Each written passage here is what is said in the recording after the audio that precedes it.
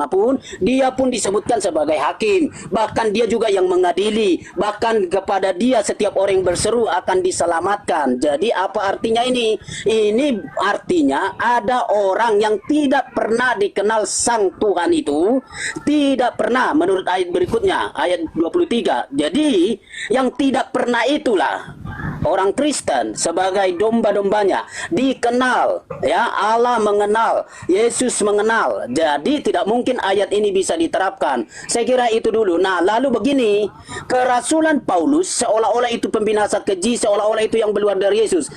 Perhatikan, yang sejaman dengan Paulus, yang merupakan murid Yesus, yang adalah saksi mata, bisa dibuka dalam sejarah kalau ada fakta-fakta data sejarah. Adakah yang bertolak belakang, bertentangan dengan para rasul, dengan Petrus soal kerasulan Paulus? Adakah mereka pada akhirnya menganggap Paulus sebagai pengajar sesat? Tolong dibuktikan data sejarah atau di Alkitab. Justru di dalam 2 Petrus pasal yang ketiga ayat 15, saya akan baca begini. Satu ayat aja. Satu ayat ini ya. Jadi di dalam 2 Petrus 3 ayat yang kelima jelas berkata begini, Bang. Nah, tolong diperhatikan ya. Anggaplah kesabaran Tuhan kita sebagai kesempatan bagimu untuk beroleh selamat. Seperti juga Paulus, saudara kita yang kekasih, telah menulis kepadamu menurut hikmat yang dikaruniakan kepadanya. Hal itu dibuatnya dalam semua suratnya apabila ia berbicara tentang perkara-perkara ini. Dalam surat-suratnya ada hal-hal yang sukar dipahami, sehingga orang-orang yang tidak memahaminya dan yang tidak teguh imannya memutarbalikannya menjadi kebinasaan mereka sendiri. Sama seperti juga mereka buat dengan tulisan-tulisan yang lain. Jadi itu. Jadi tegas Paulus linear dengan para rasul. Jelas Paulus bukanlah identifikasi pembinasa keji, sebab itu ada tersendiri. Jelas tidak masuk kaidah yang di dalam 7 pasal 21, sebab itu bukan soal menyebutnya, tapi ada orang yang akan selamat, ada yang tidak dari yang berseru. Oke, makasih. Ya, tolong supaya fokus ke pembinasa keji, nggak usah kemana-mana dulu. Kalaupun ada penjabaran saya yang keluar atau merembet ke sana, itu karena akibat dari pembinasa keji doang, bukan untuk kita bahas. Contoh yang Matius 7 itu, tanda-tanda pembinasa keji itu pengikutnya memanggil Yesus Tuhan, bernubuat, mengusir setan, bermukjizat. Itu siapa? Kristen. Itu dikunci di situ dulu. Jangan Anda ingin memilah bahwa bukan semua orang, tapi kan pada prinsipnya Anda membaca yang diusir yang memanggil Yesus Tuhan, dan itu Kristen kan? Gak ada yang lain kan? Yang bermujizat dan seterusnya kan kalian. Jadi nggak usah ke situ dulu. Pembinasa keji ini yang sedang kita bahas. Siapa pembinasa keji ini? Pembinasa keji ini tentu mematikan akal. Bahkan firman Tuhan pun itu ditawan sama dia. Kalau saudara tadi mengatakan ada kok 2 Petrus 3 tentang, saudaraku, jangankan Petrus, ke-12 murid Yesus itu berpotensi disesatkan oleh sang pembinasa keji. Jadi nggak usah jualan gula-gula, jangan. Yang kita mau jual ini adalah berlian, bukan permen. Yesus berkata Kristus palsu melakukan banyak mujizat, tanda yang dahsyat, kekuatan, sekiranya mungkin menyesatkan orang-orang pilihan. Sudahlah, nggak usah pernyataan-pernyataan Petrus begini. Sudahlah, kan sudah dikatakan bahwa pembinasa keji ini membinasakan orang-orang pilihan juga. Sekarang yang jadi pokok inti dari pembahasan kita adalah siapa yang berani kemudian untuk mematahkan ketinggian pengetahuan Tuhan. Iblis atau rasul? Itu dulu. Iblis atau rasul yang berani mematahkan pengetahuan Tuhan?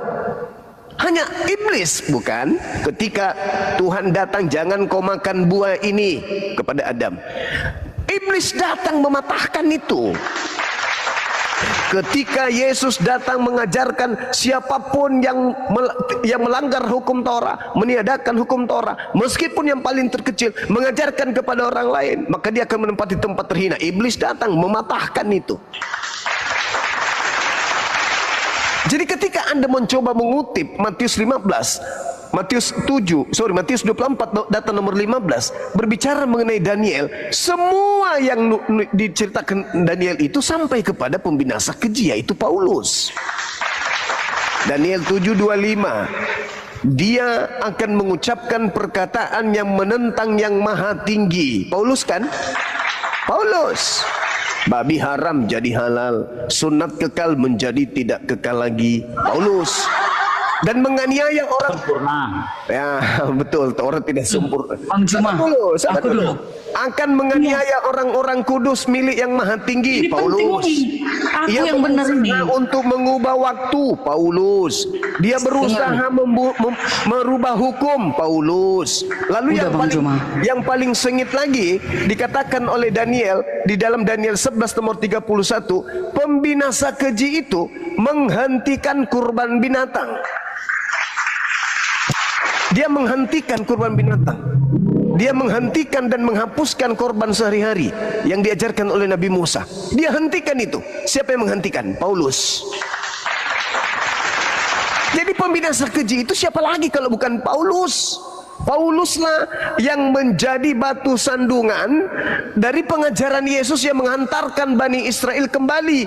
Mereka yang meninggalkan hukum Torah agar kembali kepada hukum Torah. Siapa yang menghalanginya? Paulus. Makanya muncul agama Kristen. Agama Kristen ini buah dari pengajaran sang pembinasa keji. Pertanyaan saya tolong diolah, tolong kita kaji. Siapa yang mematahkan pengetahuan Tuhan? Iblis atau rasul? Atau rasul yang berpura-pura iblis atau iblis yang berpura-pura rasul? Silakan. Oke, baik. Ini dulu, Bang. Ya. Penting Baik, ya. Ini kesimpulannya biar gak panjang-panjang. Siapa itu pembinasa keji? Ya, biar tahu kalian, pembinasa keji itu sekarang. Sebenarnya aku takut bilangnya loh, gak berani aku. Takut kali aku. Yang berbaju putih itu. Dengar dulu. Kecuali kau baca Alkitab. Iya, yang pembinasa keji itu berbaju putih, duduk di tempat yang maha suci dia, bersatu dia dengan elit global. Nanti kita akan dipaksakan memakai microchip. Di situ pemujaan. Siapa yang sudah pakai itu berarti dia sudah sah pemujaan berhala. Ya. Itu juga pengikut Paulus, Bu. Jangan kau bilang pengikut Paulus. Paulus itu setelah bertobat nggak pernah bercabul itu, nggak pernah mengawini banyak wanita, nggak pernah membunuh, Bang Juma. Jangan salah kau salah kau itu, Bang Juma. Kau kecil, otakmu nggak sampai ke situ, Bang Juma. Wahyu Itu dia, 12 nomor pembinasa 9. kecil. Ngerti kalian itu? Yang Anda Bang Juma, maksud tahu itu kau kemana arahku itu Paulus kan? Patikan. Saya ngerti. Jangan kuat-kuat. Enggak apa-apa. Ditangkap Wahyu nanti kita. 12. Aku nggak berani. Wahyu 12 nomor 9. Dan naga besar itu si ular tua yang disebut iblis dan setan, yang menyesatkan seluruh Aikomene, kekaisaran Romawi, yang dilemparkan ke bawah. Ia dilemparkan ke bumi bersama-sama dengan malaikat-malaikatnya. Wahyu 12 nomor 9 yang menerangkan itu. Jadi naga besar, si ular tua yang disebut iblis atau setan, yang menyesatkan seluruh kekaisaran Romawi, Aikomene dalam bahasa Yunani. Itu dalil. Jadi kalau Bu Darni mengatakan itu, saya dari dulu tahu yang dimaksud. Tetapi Bu Darni, Vatikan Romawi dengan konsep Katoliknya, agamanya itu bersumber dari Paulus juga. Gitu loh. Silakan Saudara Predika. Baik, saya tanggapin ya. Baik, pelan-pelan kita masuk. Apa yang dikatakan oleh Matius pasal 24 ayat 15. Perhatikan ya. Jadi, apabila kamu melihat pembinasa keji berdiri di tempat kudus, menurut firman yang disampaikan oleh Nabi Nadiel, perhatikan, di dalam konteks istilah tempat kudus, itu di dalam Nabi Daniel maupun di masa Yesus, itu adalah bait Allah, ya. Nah, jadi betul, bait Allah itu akan menjadi sentral bagi pembinasa keji itu, tetapi sekali lagi, dia berperan secara politis, dan dia memimpin sebuah gerakan politis, dan itulah yang nanti akan jadi di bawah itu ada perang, ada segala macam. Paulus tidak pernah duduk di bait Allah. Dia tidak punya jabatan itu. Dia tidak pernah menyentuh itu sampai di levelnya tertinggi di sana. Nah, itu sebabnya sangat-sangat dibantahkan kalau itu Paulus. Tapi kalau tetap masih mengatakan itu, saya katakan itu adalah sebagai narasi sesat yang otak-atik matuk gitu ya, memaksakan sana sini. Tapi sekali lagi begini, kalau mau masuk kepada Alkitab, mau masuk mencari data bukti Alkitab, seluruh penulis PB ya, seluruh penulis PB sudah terkoordinasi bahwa mereka tidak pernah menganggap Paulus itu sebagai pembinasa keji, tapi mereka menganggap Paulus itu adalah sebagai rekan kerja, dan mereka-mereka yang sebelum Paulus sebagai yang pertama mengenal, mendengar, dididik langsung oleh Yesus pun setuju dengan kehadiran Paulus itu. Jadi tidak ada pertentangan, sekaligus tidak ada indikator apapun yang dituduhkan seperti yang dituduhkan Bang Juma. Tapi saya yakinlah bahwa Bang Juma pintar, ngutak-ngati, putar sana, putar dari sini. Tapi sekali lagi, itu tidak berdasar dalam Alkitab ya. Kalau hanya bilang tadi Paulus karena begini, tidak ada satu ayat yang betul-betul membuktikan itu, kecuali hasil olahan blender. Ngotak-atik masuknya. Oke, itu dulu. Saya pikir Baik, susah menanggapi ini itu Bang Juma. Udah disuntik, Bang Juma udah disuntik. Bentar dulu, Ibu. Jangan dulu. Tunggu dulu, disuntik Bang Juma. Ya. Hah? Betul.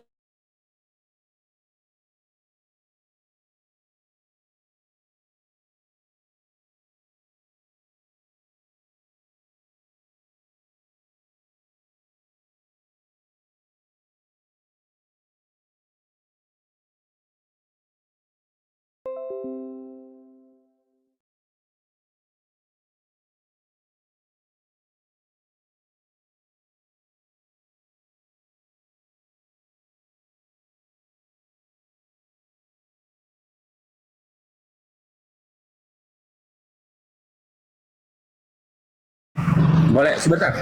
Ngeri nggak itu? Sebentar. Saya sambil lagi. Sebentar, terakhir pun ya. Nah, Terakhir terus Bang Jospen ini. enggak karena diungkit-ungkit, jadi saya ingin perdalam sedikit karena Oke, baik ya, dengarkan. Nah, karena Yesus nggak bisa, dengarkan dulu, tenang dulu. Ibu terlalu lama tapi nggak pakai ayat. Dengarkan sebentar. Baik. Karena Yesus menggunakan kata rumahmu dalam bait suci Yerusalem, dan itu sudah dan ketika Yesus mati tersalib, terkoyaklah tirai dari atas ke bawah bait suci itu. Apa artinya? Artinya sudah tidak berlaku lagi bait suci yang di Yerusalem. Mau ada pembangunan bait suci yang keempat pun, mau kelima pun sekarang, itu udah nggak berguna lagi. Kenapa? Karena sudah digantikan oleh bait suci yang ada di sorga. Nah, mengapa Yesus menggunakan keruntuhan bait suci Yerusalem sebagai tanda kedatangan yang terakhir, yang kedua kali di akhir zaman? Nah, ini karena manusia pembinasa keji yang ada di dalam Daniel 7 tadi dilanjutkan ya. Saya lanjutkan ayat 21, Daniel 7 ayat 21. Dan aku melihat tanduk itu berperang melawan orang-orang kudus dan mengalahkan mereka. Ayat 25, ia akan mengucapkan perkataan yang menentang yang maha tinggi dan akan menganiaya orang-orang kudus milik yang maha tinggi. Ia berusaha untuk mengubah waktu dan hukum, dan mereka akan diserahkan ke dalam tangannya selama 1 masa dan 2 masa dan setengah masa. Perkataan Daniel 11 ini, perkataan Daniel 7 ini diperkuat oleh Paulus dalam 2 Tesalonika 2 ayat 3 sampai 4. Dalam 2 Tesalonika 2 ayat 3 sampai 4 dikatakan begini, janganlah kamu memberi dirimu disesatkan orang dengan cara yang bagaimanapun juga. Sebab sebelum hari itu, artinya sebelum kedatangan Yesus yang kedua kali, hari itu haruslah datang dahulu murtad, dan haruslah dinyatakan dahulu manusia durhaka yang harus binasa. Yaitu siapa itu? Lawan yang meninggikan diri di atas segala yang sebut atau yang sembah sebagai Allah. Bahkan ia duduk di bait Allah dan mau menyatakan diri sebagai Allah. Jadi mengapa Yesus menggunakan pembinasa keji? Itulah. Jadi Jenderal Titus dianggap sebagai pembinasa keji karena dia mau membinasakan bait suci Yerusalem. Kemudian di akhir zaman, mengapa ada pembinasa keji? Karena 2 Tesalonika 2 ayat 3 ini mengatakan bahwa ada seseorang atau suatu institusi agama atau lembaga yang akan duduk di bait Allah dan mau menyatakan diri sebagai Allah. Itu jawaban saya. Terima kasih, Tuhan Yesus memberkati. Tahu abang siapa di dalamnya file Jeffrey Epstein itu? Ya, itulah pembinasa keji itu yang berbaju putih. Enggak, supaya cepat tahu kemana itu arahnya pembinasa keji ini yang di Matius 24 ayat berapa tadi itu? Matius 24 ayat 15. Siapa pembinasa keji itu? Itu dia, para elit global, petinggi-petinggi dunia, orang-orang yang terkaya di muka bumi ini, yang sekarang sudah ada ketahuan filenya. Itu belum, ada lagi bosnya, itulah yang baju putih.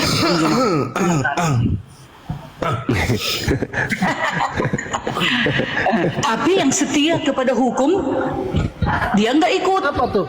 Kitabnya apa dia? Ya ini ya. Kitabnya apa yang Budarni Kalau nggak ilmu tingkat dewa, Bang Arom nggak nyampe akalnya ini. Ya. Emang Nggak kau nyampe. memang kau dewa Budarni. Bebasnya kalau dia ngomong. Silakan aja ya. Ya. Tapi Sekarang itu ya, sekarang ending yang lebih bagus penting. dulu sebentar. Pembinasa Apa keji pembaca yang dah. kita bahas-bahas, yang ditanya-tanya Bang Juma selama ini, kepada siapa Oh itu? bukan, Itu dia. nggak nyambung sih kalau ke situ Budarni. Nyambung itu, lihat kan, kau Sorry, lihat sorry. nanti Bang Arom. Ya, tahu Covid kenapa? Jadi yang disampaikan Bu Darni itu juga ada benarnya, sahabat-sahabat sekalian. Tetapi Bu Darni lupa bahwa pelaku-pelakunya itu kitabnya Bible gitu. Bu Darni lupa kalau yang pelaku-pelakunya ini adalah penyembah Yesus. Lupa dia. Sedangkan kalau kita lihat, iya, itu pelaku-pelakunya. Terus kalau kita lihat apa yang dikatakan dia akan memasangkan chief, kalau itu betul, berarti manusia memang akan digiring menjadi robot. Tombolnya ada pada mereka. Inilah yang digenapi oleh 1 Korintus 1:19. Aku akan menghilangkan kecerdasan orang-orang terpelajar dan kemampuan berpikir cerdas akan kulenyapkan. Itu dia sendiri. Paulus sendiri yang menggenapi itu, pasukannya. Anak buahnya, pengikutnya yang melakukan itu. Jadi Bu Darni kalau bawa itu harusnya malu sih kalau saya. Kenapa dia bangga membawa itu? Karena Bu Darni salib kiri dia, tiba-tiba masuk untuk menjadi pengikut Nabi Musa. Jadi dia ingin menghancurkan sekte lain karena dia sudah merasa bagian daripada ajaran Nabi Musa, Advent, tidak makan babi, hari Sabat dan seterusnya. Padahal sama aja, dia sedang membocorkan kapal di mana dia ada juga di atas kapal itu, tenggelam sama-sama. Gitu benar nih. Ya lanjut teman-teman sekalian.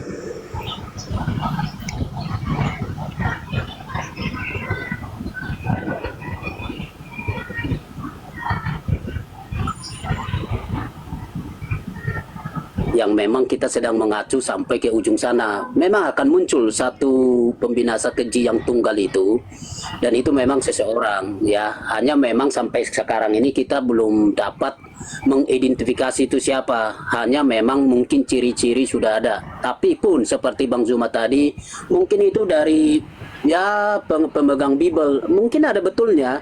Tetapi begini, Alkitab juga mengantisipasi itu bahwa memang dia ada di antara kita, itu kata Alkitab ya Yohanes ya, tapi tidak sungguh-sungguh di kalangan kita begitu. Jadi bisa saja mungkin yang dibilang Pak Bang Zuma itu bisa jadi, walaupun semua kita masih menunggu ya tunggalnya itu siapa gitu kan ya, siapa nanti orangnya. Saya pikir itu. Makasih Bang Zuma. Sebentar. Iya, Boleh saya silakan. tambahkan Bang Zuma? Boleh, silakan. Baik. Seperti tadi dibilang siapa? Tadi dibilang apa? Predi siapa ini namanya ya? Predika Verbum ya, Predika Verbum mengatakan bahwa kita tidak tahu. Tapi ingat saudara, Wahyu 17 sudah membuka itu semua. Saya ambil contoh, Wahyu 17 ayat 18 mengatakan ya, Wahyu 17 ayat 18, satu ayat saja saya baca terakhir. Dia sudah membuka. Wahyu 17 ayat 18 mengatakan, dan perempuan yang telah kau lihat itu adalah kota besar yang memerintah atas raja-raja di bumi. Jadi dia itu adalah sebuah kota besar yang memerintah raja-raja di bumi. Alkitab sudah membukanya itu secara jelas. Jangan kita menutup mata mengatakan bahwa kita tidak tahu. Itu jawab saya. Terima kasih. Iya, Itu jadi yang gini. terakhir ya. Tunggu, Bang Juma. Ya. Gini, tapi kan itu di dalam Wahyu dituliskan naga itu akan memburu yang menuruti hukum-hukum Elohim. Kami Advent nggak ikut di situ Bang Juma, karena kami setia kepada hukum. Beda. Jadi, aduh, serem kali ini guys. Aku udah tahu endingnya kemana. Udah tahu aku endingnya Bang Juma. Kalau kalian Bang Juma udah masuk neraka kalian. Quran Itu surat Darni. 19 ayat 71. Kamu sudah menentukan engkau masuk neraka. Karena kalian kan menolak Tuhan Yesus. Kami menerima Tuhan Yesus. Dan setia kepada hukum-hukumnya. Kami juga diperangi Bang Juma. Dikejar-kejar Justru kita. pembinasa Oke, keji oke. itulah Mantap yang semua ini. menuhankan Yesus. Kalau Kanif nih. Jadi gini, izinkan saya ngomong dulu.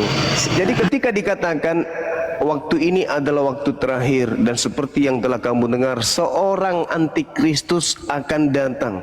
Sekarang telah bangkit banyak antikristus. Itulah tandanya bahwa waktu ini benar-benar adalah waktu yang terakhir.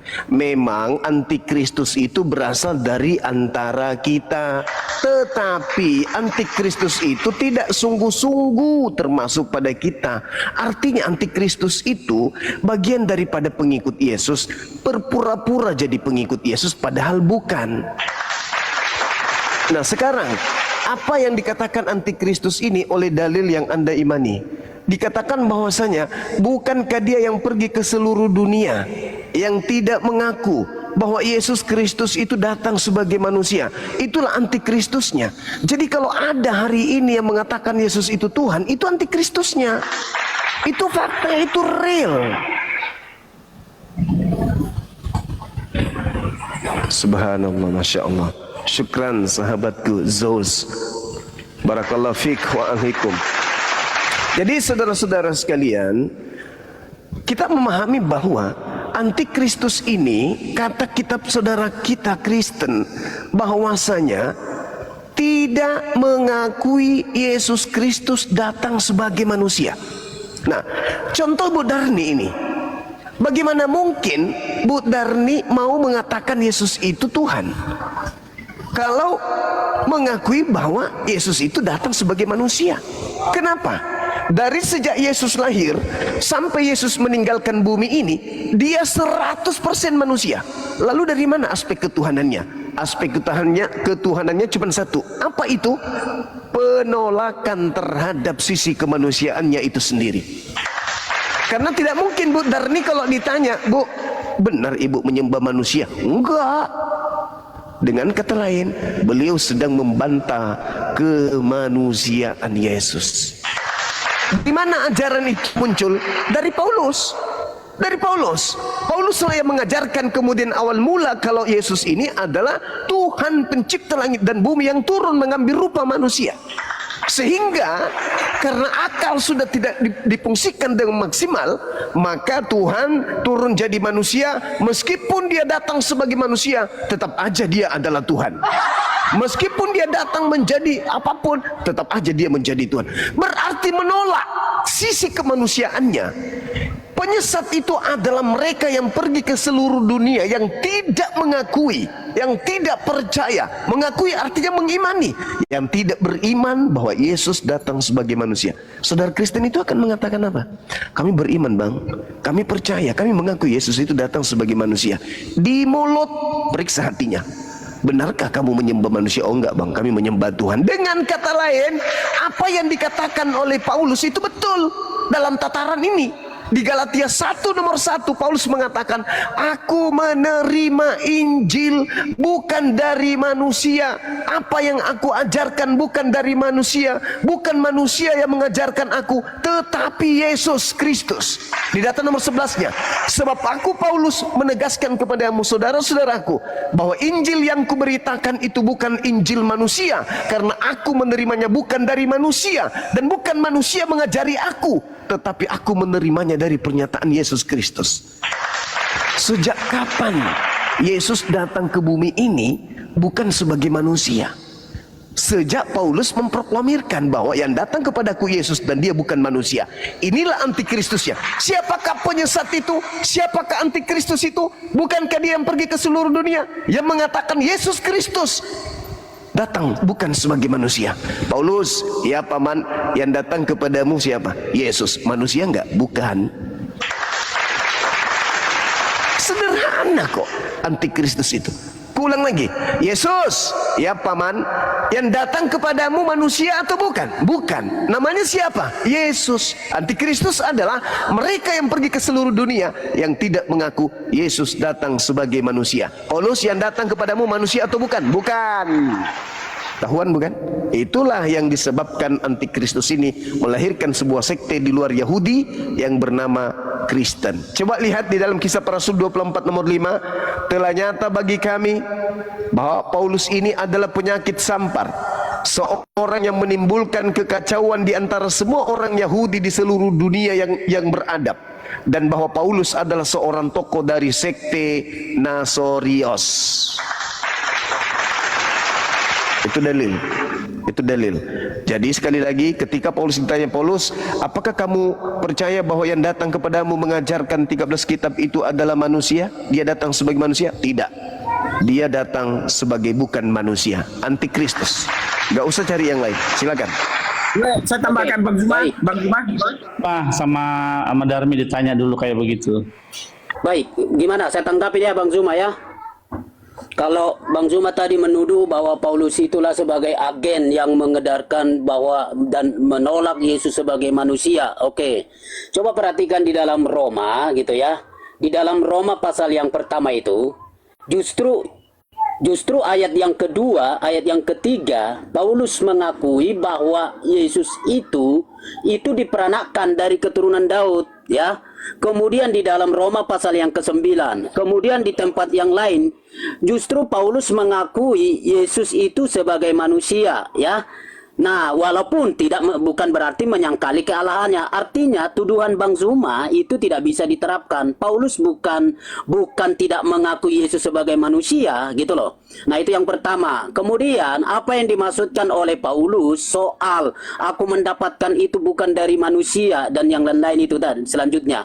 Sebenarnya yang dimaksudkan oleh Paulus itu di dalam konsep ya, di dalam konsep bagaimana apa itu pelayanan perjamuan kudus pada waktu itu ya. Artinya dia mengutip pada malam terakhir ya. Jadi itu bukan sesuatu yang baru, bukan sesuatu yang menolak atau menentang para rasul yang lain. Nah, justru sinkron. Jadi kerasulan Paulus sesungguhnya tidak ada sedikit pun diperdebatkan oleh para rasul pada akhirnya di dalam pelayanannya. Nah ya, jadi kalau Bang Zuma menuduhkan itu, saya pikir lagi tidak berdasar, hanya narasi begitu saja. Oke, yuk, makasih. Saya tambahkan ya Bang Zuma sebentar ya. Iya, silakan. Nah, untuk memperkuat siapa itu antikristus itu ya. Wahyu 18 ayat 23 ada yang menarik di sini ya. Wahyu 18 ayat 23. Dan cahaya lampu tidak akan bersinar lagi di dalammu, dan suara mempelai laki-laki dan pengantin perempuan tidak akan kedengaran lagi di dalammu. Karena apa? Pedagang-pedagangmu adalah pembesar-pembesar di bumi, oleh ilmu sihirmu semua bangsa disesatkan. Kata ilmu sihir di sini berasal dari kata Yunani pharmakeia, yaitu farmasi ya. Cuman karena zaman dulu mungkin penerjemah Alkitab ini menggunakan ilmu sihir, sorcery ya, kalau bahasa Inggris sorcery ya. Karena penerjemah Alkitab ini mungkin berpikir bahwa farmakeia itu adalah ilmu sihir, makanya diterjemahkan ilmu sihir. Tetapi dengan adanya perkembangan modern ini, isu-isu masyarakat rahasia ini, jadi farmakeia ini berasal dari kata farmasi. Nah, sebentar Bu, jangan dulu potong sebentar. Nah, konteks ini menunjuk pada obat-obatan atau ramuan untuk sihir, jampi-jampi yang digunakan untuk memanipulasi orang-orang. Itu istilah kata farmakeia ya. Nah, kemudian pedagang-pedagang. Siapa itu pedagang-pedagang? Kalau bahasa Yunaninya itu megistanes ya. Nah, ini bukan pedagang, bukan seperti pedagang biasa, distributor, bukan. Tetapi pedagang yang kata megistanes ini memiliki kekuasaan ekonomi dan politik yang sangat besar. Dan kita tahu siapa itu pedagang itu, dia memiliki kekuatan ekonomi dan politik. Nah, jadi perempuan yang ada di kota besar tadi bersekutu dengan apa? dengan pedagang-pedagang itu yang punya kekuatan ekonomi dan politik dalam hal farmakeia. Itu jawaban saya. Saya hanya kasih clue-nya aja. Selanjutnya terserah kita untuk apa menafsirkannya sesuai dengan file Epstein. Terima kasih.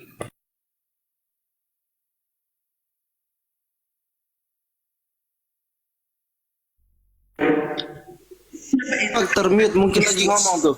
Bang Zuma. Iya, aku dulu menambahi 2 menit. Siapa itu antikristus? Sabar dulu itu. Gantian dulu Saya ngomong. tanggapi dulu Bang Freddy yang tadi. Bang Freddy gini, Bang Freddy. Jadi di dalam diri Paulus itu memang ada 2 kondisi.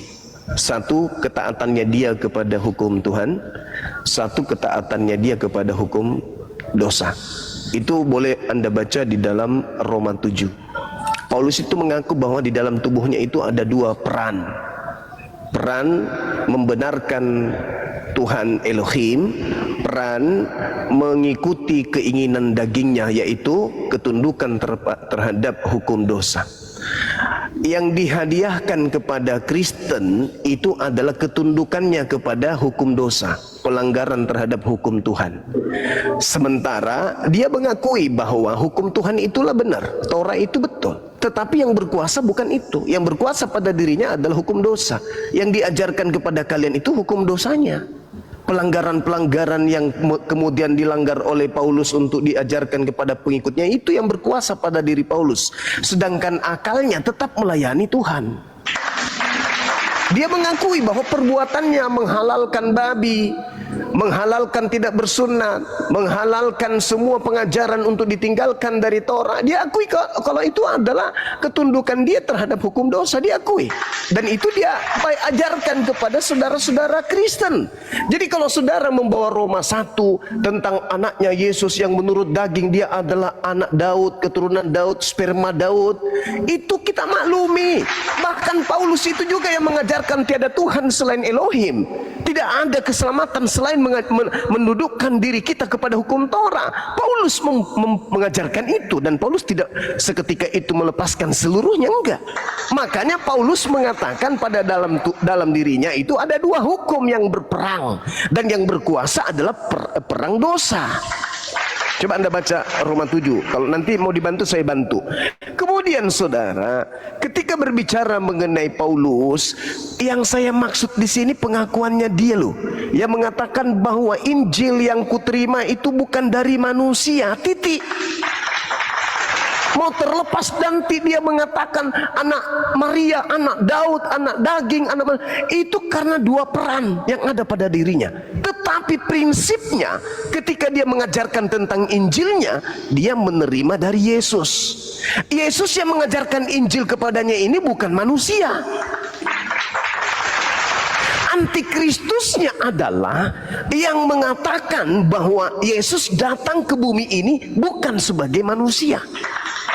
Paulus ketika bertemu Yesus di Damsyik, dia menerima Injil 13 kitab yang dia temukan, yang diajarkan sampai hari ini, itu diterima dari Yesus yang bukan manusia. Anda coba lihat di dalam kitab saudara, siapakah antikristus itu? Bukankah dia yang pergi ke seluruh dunia? Bahwa Yesus datang bukan sebagai manusia. Apa endingnya kepada ajarannya yang pergi ke seluruh dunia? Pengikutnya mengatakan Yesus 100% Tuhan. Tapi Yesus 100% manusia, tapi 100% Tuhan. Inilah akibat daripada menggabungkan 2 pengajaran dalam dirinya. Makanya Al-Quran tegur dia. Lima talbisunal haqqa bil batil wa taktumul haqqa wa antum ta'lamun. Mengapa engkau mencampur adukan yang hak firman Tuhan dan yang batil karanganmu sendiri, padahal engkau tahu. Paulus menjawab, itu karena yang berkuasa pada diriku adalah keinginan daging. Jadi ada 2, keinginan akalnya tunduk kepada Torah, keinginan dagingnya tunduk kepada dosa. Kan berdosa kalau makan babi, kan berdosa kalau tidak bersunat, kan berdosa kalau meninggalkan sabat, kan berdosa minum khamar itu. Tetapi Paulus tunduk kepada dosa, tidak tunduk kepada akal. Dari 13 buku itu bukan dari akalnya, 13 buku itu bukan dari firman Elohim, 13 buku itu adalah ketundukannya kepada keinginan dosa. Baca kitab saudara Roma 7. Satu Oke, perikop, baik. satu bab Anda baca. Silakan. Baik. Oke, baik. Saya tanggapin ya. Apa yang Iya. disebutkan di dalam Roma pasal yang ke-7 ayat 13 mulai sampai bagian akhir ayat yang ke-26. Betul itu ada di sana, tetapi coba letakkan konteksnya. Jadi begini, Paulus di dalam kitab Roma sedang menyatakan tema sentralnya bahwa seseorang itu dapat dibenarkan karena iman, ya. Jadi seseorang hanya dapat dibenarkan karena iman. Nah, lalu jika begitu, ya oke, untuk menyatakan itu maka dia tunjukkan bagaimana Abraham dibenarkan karena beriman, bagaimana Daud bukan karena melakukan sunat dan segala macamnya dibenarkan, tapi ternyata dibenarkan karena iman. Maka dia menunjukkan begini, kalau begitu bagaimana hukum Taurat? Hukum Taurat ditunjukkan dia itu justru itu kudus, itu baik, tapi sekaligus membuktikan bahwa manusia berdosa. Maka ketika seseorang melakukan hukum Taurat, maka dia bisa melakukan yang benar, tapi ketika dia tidak mampu, maka dia dinyatakan berdosa. Maka perhatikan ayat 15. Sebab apa yang aku perbuat aku tidak tahu, karena bukan apa yang aku kehendaki yang aku perbuat, tetapi apa yang aku benci, itulah yang aku perbuat. Jadi jika aku berbuat apa yang tidak aku kehendaki, aku menyetujui bahwa hukum Taurat itu baik. Jadi ada sesuatu yang akhirnya apa yang dikatakan oleh hukum Taurat itu baik, benar, tapi tidak bisa menjadi jalan keselamatan. Itu yang dimasukkan oleh Paulus. Maka pada ayat 4, coba lihat ayat 24. Aku manusia celaka, siapakah yang melepaskan aku dari tubuh maut ini? Syukur kepada Allah oleh Yesus Kristus Tuhan kita. Nah, jadi jelas Paulus tidak menyangkali hukum Taurat dengan fungsi-fungsinya, tapi dia juga tahu menempatkan iman kepada Kristus. Itu di sana. Nah, lalu apa tadi yang abang lagi kutip itu? Kalau misalnya, Dilanjutkan bacanya yang 25, abangku. Oke, 25. Jadi dengan akal budiku aku melayani hukum Allah, tetapi dengan tubuh insaniku aku melayani hukum dosa. Begitu kan? Astaga. Perhatikan. Jadi itu yang dikatakan. Justru itu betul. Jadi Mampus gak tuh? antara apa yang dikatakan oleh Yesus, perhatikan ya. Apa yang dikatakan oleh Yesus itu tubuh itu lemah. Ya kan? Roh itu penurut. Gitu loh. Karena apa? Karena tubuh kita dengan segala sifat-sifatnya itu bisa membawa kita dalam dosa. Itu diakui Paulus, itu diakui oleh Yesus. Nah, tetapi untuk keselamatan, penebusan itu hanya karena iman, ya. Justru Paulus tahu hukum Taurat fungsinya bukan melawan dia. Nah, itu. Nah, kemudian bagaimana dia mendapatkan Injil? Betul, kalau Bang Zuma belajar dari sejarah kehidupan Paulus itu, ketika dia sudah percaya, dia bukan langsung ke Yerusalem, lalu dia ada di Nabatea, dia akui di dalam Galatia, dia ada di Nabatea, lalu di sana dia bersemedi, dia berhadapan atau berhubungan secara pribadi dengan Kristus, mulai dari penglihatannya. Tapi yang saya mau tentang penglihatan dari Paulus di dalam Kisah pasal 9, tidak ada indikator apapun, satu kata pun di dalam PB yang menyatakan itu bukan Yesus Kristus. Itu jelas, clear. Itu adalah Yesus yang dilihat oleh para rasul, yang dilihat oleh Stefanus, itu juga Yesus. Ya. Jadi tidak ada afirmasi. Kalau ada itu, berarti saya katakan begini Bang Zuma. Kalau Bang Zuma mengatakan itu iblis kah atau yang lain kah, Yesus yang ada hal yang lain kah? Sekali lagi, saya mau dengar Zuma atau enggak dengar Petrus. Petrus sudah mengatakan, sudah mengafirmasi siapa itu Paulus. Jadi sekali lagi, justru kalau Bang Zuma tidak bisa menerima surat-surat Paulus, justru tepat apa yang dikatakan dalam 2 Petrus 3 ayat 15. Tidak bisa dipahami, tapi akhirnya apa yang terjadi? Sesat di situ. Oke, makasih Bang Zuma. Saudara Freddy, saya ingin bertanya. Di dalam catatan cerita yang ada di Bible, Paulus itu mengaku dari murid Gamaliel, dan dia mengatakan di Filipi 3 dalam hal mentaati Torah itu dia tidak bercacat. Saya ingin Anda jujur di sini. Ketika Torah mengajarkan jangan makan babi, atau di dalam Torah mengajarkan tidak boleh seorang laki-laki tidak bersunat, Kejadian 17:14 bunuh ketika ada seorang laki-laki yang tidak bersunat, karena dia telah melanggar perjanjian kekalku. Pertanyaan saya, ketika Paulus mengajarkan dalam surah Galatia 5 nomor 2, barang siapa yang menyunatkan dirinya maka Yesus Kristus tidak berguna baginya. Yang ingin saya tahu dari saudara, itu Paulus mengajarkan itu untuk tubuh insani atau untuk hukum Elohim?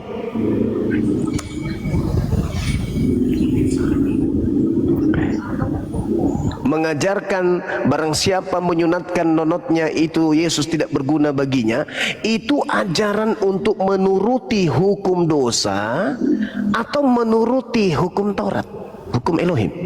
Mana yang betul abangku? Jawab dulu. Saya akan gini, selesaikan aja, nanti saya jawab. Pasti akan saya jawab. Enggak, ini pertanyaan simpel. Karena Paulus mengakui kan, Paulus mengakui pada dirinya ada dua hukum. Sampai habis nanti saya jawab, pasti. Dalam diri Paulus mengakui ada dua hukum. Islam diarahkan, ahli kitab itu mencampur adukan dari hak dan yang batil. Firman Tuhan, aturan Tuhan yang datang kepada para nabi itu dikebiri dan dicampur adukan dengan pengakuan-pengakuan kepercayaannya sendiri. Muncul pada keadaan Al-Quran diurai kebenarannya, Roma sampai kepada kami. Paulus mengatakan, jadi dengan akal budiku aku melayani hukum Tuhan, tetapi dengan tubuhku aku melayani hukum dosa. Sekarang Kristen tidak bersunat. Tidak bersunat itu Paulus sedang melayani hukum Tuhan atau melayani hukum dosa yang tidak bersunat ini? Silakan. Oke, baik. Sekarang kita bergeser ya. Jadi seolah-olah Paulus Dulu dong ya. Kita pada nunggu jawabannya nih di bawah. Iya, saya jawab. Gimana? Saya mau ngomong atau Anda yang ngomong? Silakan. Oke ya. Silakan. Oke. Kan santun begini. Silakan aja Bang Juma terus, nanti saya kan gitu enak. Di awal pun kan kita udah sepakati. Jadi begini, apa itu sunat? Sunat pertama sekali dilakukan oleh Allah kepada Abraham dalam Kejadian 17 ayat yang ketiga. Begini. Inilah perjanjianku yang harus kamu pegang, perjanjian antara aku dan kamu serta keturunanmu, yaitu setiap laki-laki di antara kamu harus disunat, haruslah dikerat kulit katanmu, itulah akan menjadi tanda perjanjian antara aku dan kamu. Anak yang berumur 8 hari haruslah disunat, yakni setiap laki-laki dan selanjutnya. Perhatikan, jadi sunat itu dipandang Paulus sesuai dengan Kejadian 17. Itu adalah untuk Israel, untuk kehidupan secara fisik, bukan kepada gereja, ya. Tidak ada ajaran yang memang itu diharuskan kepada gereja, itu yang dipandang oleh para rasul, gitu loh. Jadi pertanyaan saya, Bang, seperti Yesus itu dari kalau Anda tadi kutip tadi Muslim, pertanyaannya sunat Anda berdasarkan apa? Kalau Anda betul Anda gitu loh. Saudara, pertanyaan saya, ketika Paulus mengakui dengan akal aku melayani hukum Tuhan, karena hukum yang datang kepada Nabi Musa memang semuanya kena akal. Kami aja nih Muslim, ketika menelaah kemudian kitab Torah ini, kami ngerti ini masuk akal, nggak ada yang tidak masuk akal di situ. Maka Paulus pun mengakui, karena dia mengatakan aku murid, oke lah kita iakan aja. Sebagai murid dia mengatakan akalku itu sepasang dengan hukum Tuhan. Akalku tidak mungkin bertentangan dengan hukum Tuhan. Nah, ketika Paulus mengatakan dengan akalku aku melayani hukum Tuhan, tetapi dengan tubuhku aku melayani hukum dosa.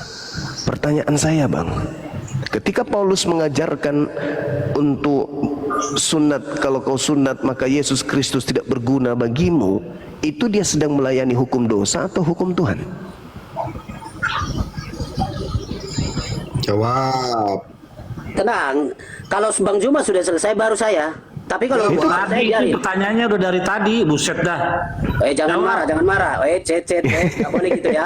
Silakan dijawab, silakan. Oke, makasih Bang Juma ya. Karena saya tidak tahu apakah sudah selesai atau belum. Perhatikan, Betul, bahwa Paulus mengatakan dia melayani hukum Allah dengan akal. Walaupun ini menjadi sesuatu yang terbalik. Tadi Anda bilang Paulus tidak punya akal, mematikan akal. Sekarang mengakui akal.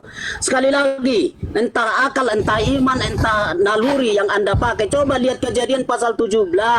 Ya, inilah perjanjianku yang harus kamu pegang. Perjanjian antara aku dan kamu serta keturunanmu.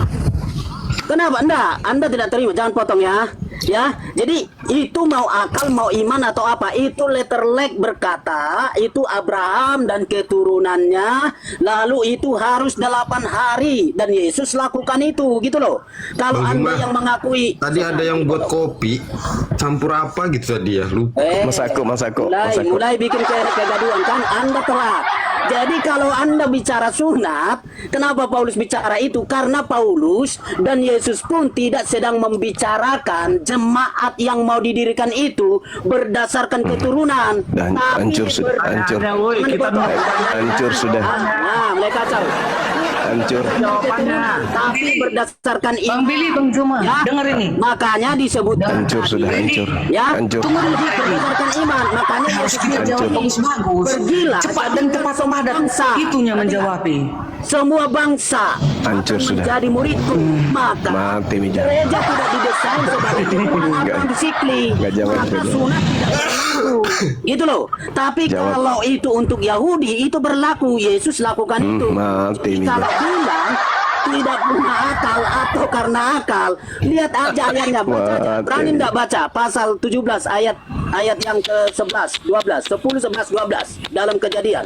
Apa itu Mati sunat? aja. Untuk apa itu sunat? Apa yang ganggu dia ini orang ini? Kenapa Bang Freddy? Bang Freddy Kenapa? kenapa? Kenapa? Bang Freddy? Apa yang ganggu? Jawab.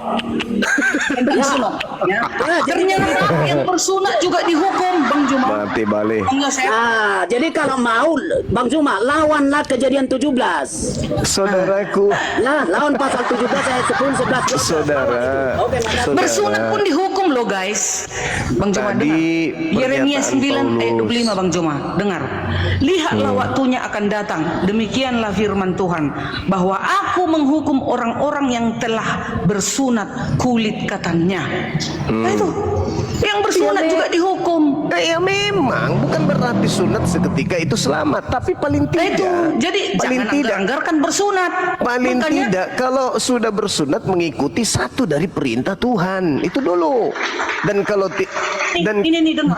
Yeremia 9 ayat 26. Orang Mesir, orang Yehuda, orang Edom, Bani Amon, orang Moab dan semua orang yang berpotong tepi rambutnya berkeliling, orang-orang yang diam di padang gurun, sebab segala bangsa tidak bersunat dan segenap kaum Israel tidak bersunat hati.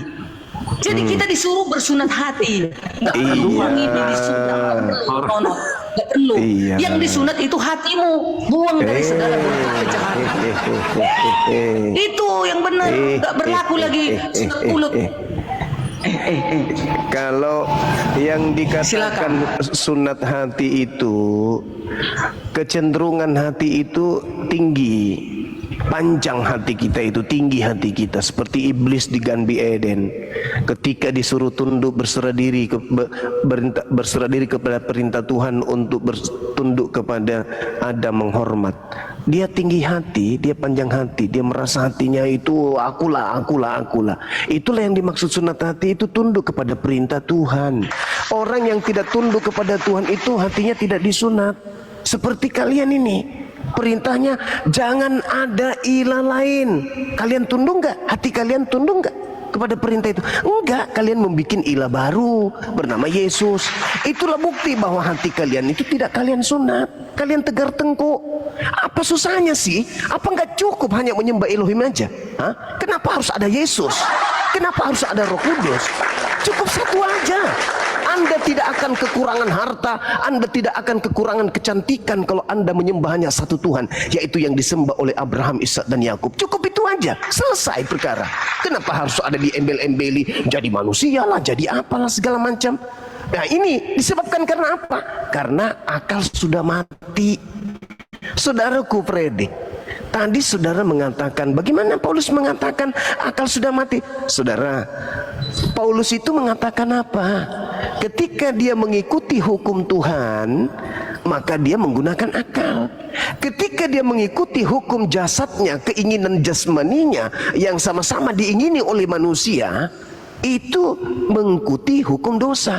Apakah saudara tahu umat Islam itu juga sebenarnya mau tidak bersunat? Umat Islam itu juga mau makan babi. Mau juga umat Islam itu tidak tunduk kepada Tuhan, hanya pesta pora, ibadahnya cuma joget-joget. Umat Islam itu juga mau kayak begitu. Tetapi semua itu hanya keinginan daging. Kami harus tunduk kepada keinginan Tuhan. Maka keinginan daging kami matikan. Berbeda dengan kalian. Kalian menuhankan keinginan daging. Itulah yang Paulus ajarkan. Maka Paulus mengatakan apa? Segala sesuatu boleh, segala sesuatu halal. Jangan lagi kamu mau diperhamba. Jangan lagi kamu mau diatur oleh penghambaan. Kalian sudah dimerdekakan oleh Kristus. Jangan lagi kau tunduk kepada hukum-hukum. Jangan lagi kau tunduk antara makan makanan, perintah makan, perintah minum, tentang hari raya. Jangan kau mau diatur. Kau itu bukan hamba lagi. Kau itu anak Tuhan. Kau itu pewaris surga. Itu kira-kira firman Tuhan, ketundukannya dia mengucapkan itu karena dia tunduk kepada hukum Tuhan atau dia tunduk kepada hukum dosa? Tunduk kepada hukum dosa. Makanya orang Kristen itu boleh halal, mau ngapain aja halal, sebab mereka sudah mengatakan dosa sudah ada yang tanggung. Mau apa lagi? Sekarang saatnya kita ongkang-ongkang kaki aja. Jadi pembinasa keji itu berhasil berkarya. Apa itu? Ketika Adam jatuh, datang perintah kepada Tuhan sebelumnya, jangan kau makan buah pengetahuan baik dan jahat. Iblis datang, makan aja. Ngapain kau mau tunduk peraturan itu? Justru kalau kau makan kau hidup kekal. Apa hasilnya?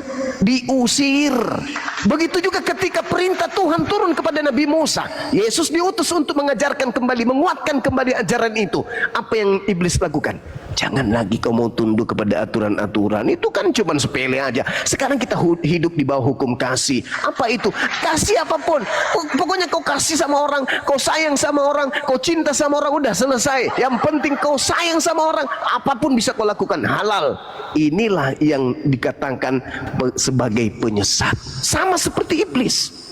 Makanya orang-orang Kristen itu pingin kali Yesus itu mati. Kenapa? Karena dengan matinya Yesus, perintah-perintah Tuhan dibatalkan. Itu yang kalian inginkan, bukan?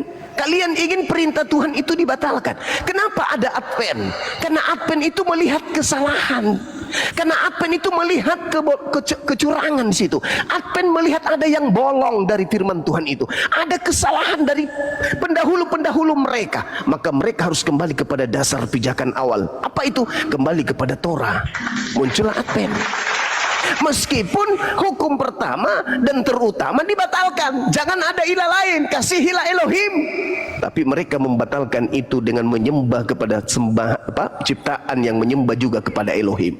Tanya Yesus, sejak kau menjadi Bani Israel, orang yang hidup di tengah-tengah kaum Bani Israel, adakah engkau bertuhan atau kau itu ateis? Bertuhannya aku. Bang Juma, jawab dulu aku. Ini kata Paulus Bang Juma. 1 Korintus, sebentar. 1 Korintus 7 ayat 19. Coba lu Juspen. Kata Bang Juma ini kan kalian. Dengar dulu. Ini, dengar dulu. 1 Korintus 7 ayat 19. Juspen, diam dulu kau, Jos. Ini kena Bang Juma ini, diam dulu. 1 Korintus 7 ayat 19. Kata Paulus ini ya, kata Paulus. Sebab bersunat atau tidak bersunat tidak penting. Yang penting ialah mentaati hukum-hukum Elohim. Sekarang Bang Juma bersunat. Kutanya kau Bang Juma, menguruskan sahabat kau Bang Juma. Itu perintah untuk Bani Israel. Itu makanya. Kena kau Bang Juma. Justru kalau ada perintah Elohim, katakanlah kepada kaum wahai Nabi Musa, katakanlah kepada Bani Yakub. Terus kemudian kami ikut di situ. Berarti kami tidak mendengarkan firman Elohim dong. Kan perintahnya hanya untuk Bani Yakub. Semua hukum. Loh, mana boleh dibuang hukum itu? Seruan Nabi Musa hanya untuk Bani Yakub. Kalau kami tidak mendengarkan itu, berarti kami melanggar. Kami Kami melanggar ketika Tuhan mengatakan sampaikan ini kepada Bani Yakub pada saat dia duduk, pada saat dia baring, pada saat dia berjalan, pada saat dia berbaring.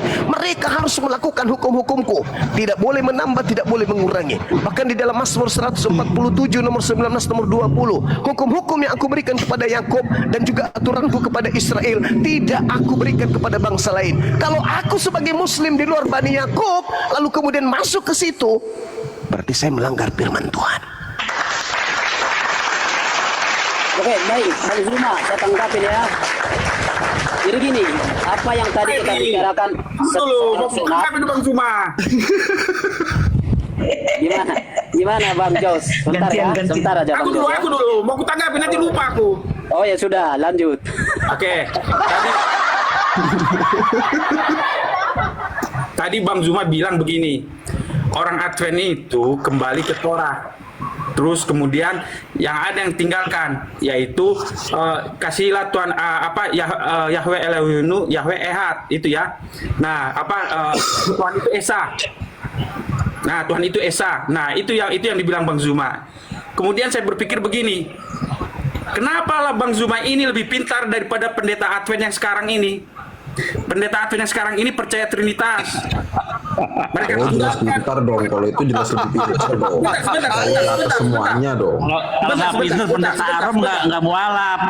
Iya, ngerti. Diam dulu. Aku kan komen tentang pendeta Advent. Makasih ya sanjungannya, Bang Jospen. Sebentar. Kenapa lah? Bentar dulu, bener nih. Kau nanti komen. Nah, maksud saya begini. Kenapa lah pendeta Advent yang sekarang ini percaya Trinitas, padahal pendiri gereja itu mula-mula tidak pernah mempercayai Trinitas. Terima kasih, Tuhan Yesus memberkati. 2 menit aja, 2 menit. Coba kau Advent, Jospen. Seluruh pendeta Advent percaya kepada Tuhan yang Esa. Siapa itu? Hasem.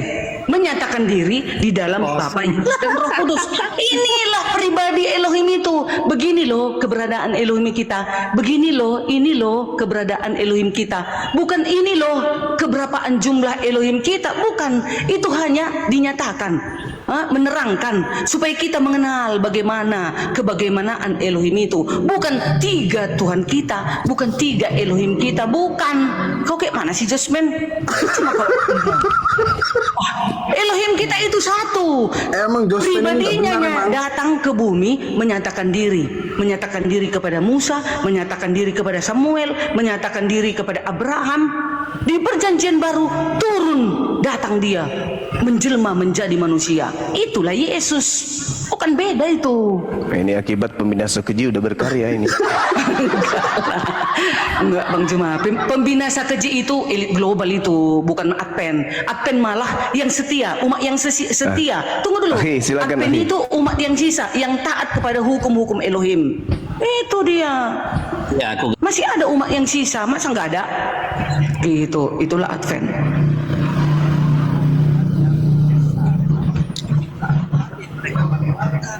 Betul. Bukan yang lain itu loh Bang Joseph. Dianya itu, pribadinya Elohimnya itu, Yesus boleh itu. Wujudnya. dengan siapakah aku akan menyamakan? Aku nggak ada. Ibrani 1 ayat 3. Sabar. Atta hari taledat kiasem Elohim enot milhadu. Anda kamu telah melihat dan mengetahui bahwa Hasem Elohim itulah Tuhan, tidak ada yang lain di samping dia. Nggak ada. Gitu. Jadi cita-cita ingin menyembah Tuhan. Yesus ini kan wujudnya yang nyata. Sabarlah, gini dikatakan ya, Tuhan bukan manusia. Zakaria Hosea 11, Tuhan bukan manusia. Bilangan still bukan manusia. Nah, memang kalian berharap ingin menyembah Tuhan yang disembah Abraham, Ishak dan Yakub, dan memang itu dilakukan oleh kalian. Tapi kalian menduakan dia. Dikatakan aku adalah Allah yang pencemburu. Jangan ada Tuhan lain yang dapat hadiratku. Jangan kau sujud menyembah kepadanya, karena aku adalah Tuhan yang cemburu. Dia nggak mau diduakan, artinya begitu. Lanjut. Nah, berat itu.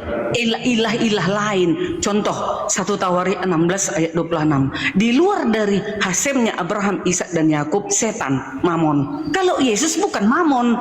Yesus kan wujud daripada Elohim. Bang Zuma, saya ingin komen. Oke, sekarang aku tanya, Tuhanmu Hasem Sabar Jospen. Tuhanmu Hashem atau Yesus? Pilih salah satu. Tuhan bukan wujud. Lanjut lagi Menyatakan diri. Hasem itu kan wujud roh yang tak kelihatan. Yesus ini wujud daripada Hasem. Ibrani 1 ayat 3. Merendahkan diri dia jadi hamba turun ke bumi. Enggak ada beda itu. Mana beda? Ajar kau bilang Hasem itu manusia. Pribadi Hasemnya Yesus. Benar nih. Bang Yosef. Makanya Yesus mengatakan, aku akan datang kembali. Aku akan menyediakan tempat bagimu. Di mana aku berada, engkau pun berada. Berani rupanya para nabi ngomong menyediakan tempat di surga. Karena dia enggak siapa-siapa nabi itu. Benar nih. Terus dalil yang dibawa. Oh iya dong. Terus. Itu dalil yang paten itu. Kalau kau tahu itu Arom, enggak akan kau tinggalkan Yesus. Justru karena tahu itu. Justru saya karena tahu itu. Siapa para nabi ngomong berani kayak gitu? Segala Jawab dulu kehendak Arom. yang dilakukan oleh Yesus adalah kehendak Bapa. Selesai. Benar nih. Ketika Yesus di dalam Yohanes 10 ingin dilempari batu, sebab kamu hanya seorang manusia, bukan karena kau mengajarkan yang lain, tetapi kamu hanya seorang manusia, tapi kamu menyamakan dirimu dengan Elohim, kan gitu. Yesus memberi klarifikasi enggak ketika dikatakan dirinya itu menyamakan dirinya dengan Tuhan? Iya dong.